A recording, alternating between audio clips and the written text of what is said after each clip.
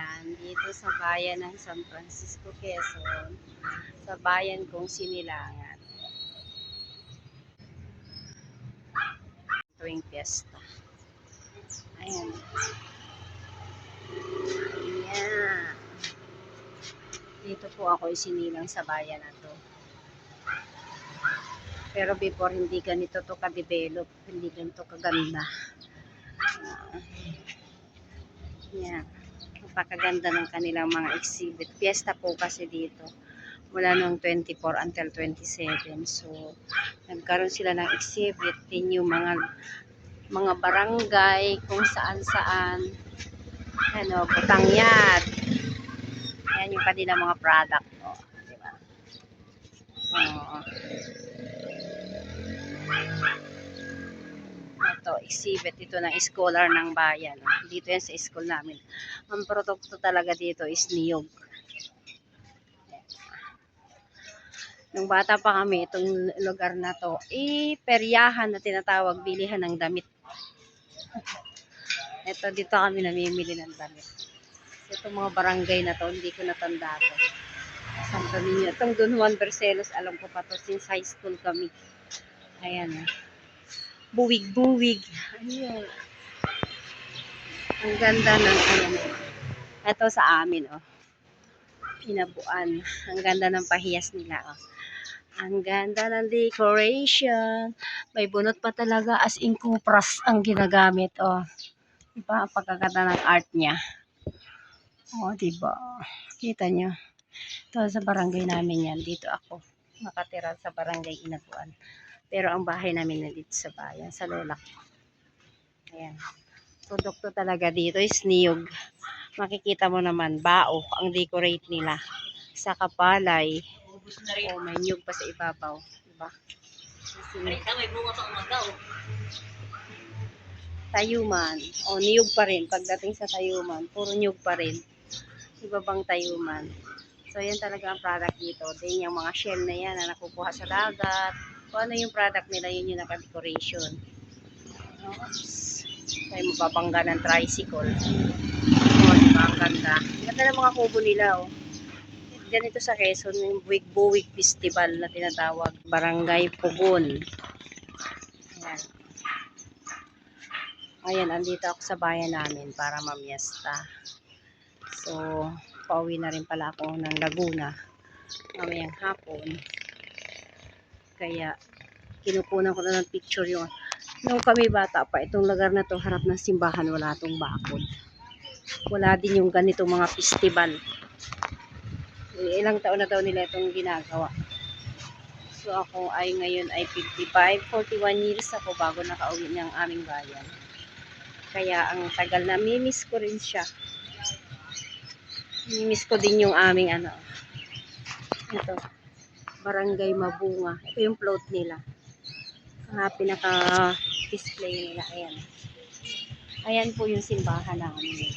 So, dati yung covered court namin na yan ay wala. Dito kami nagdi-drill ng high school. Pero wala siyang bubong. Damuhan. Kayang harap na yan. Ayan. Ito yung aming simbahang malaki.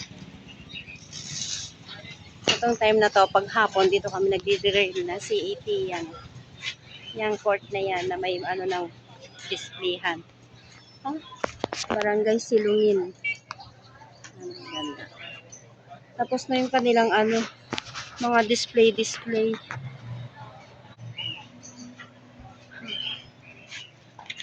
Tapos na.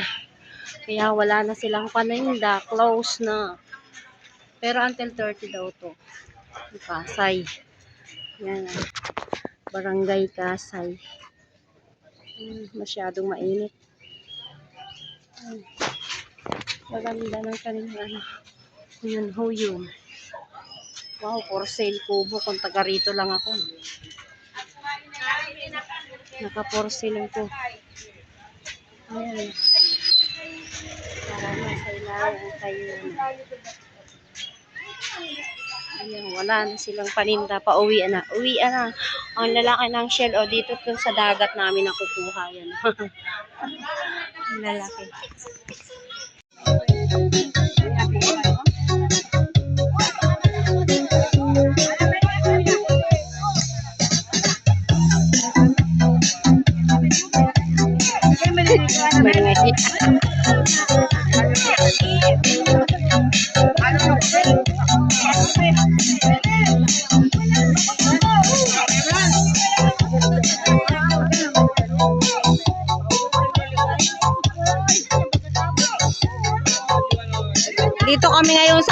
naman na sobrang mahal ng bayad. Kayo mapunta dito. Huwag kayong pupunta dito. Mahal ng bayad dito. Kapuno ng aroma. Tapos,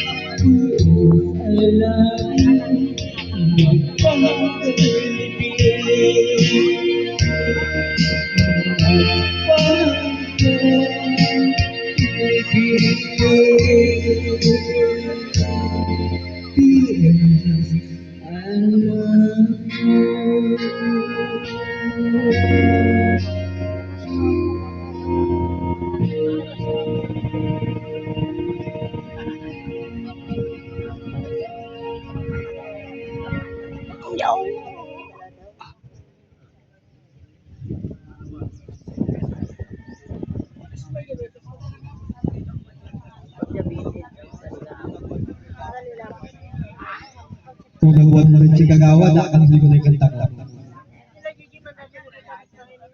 Yan ang ganda Kagawa tayo, warga na bumigalit sa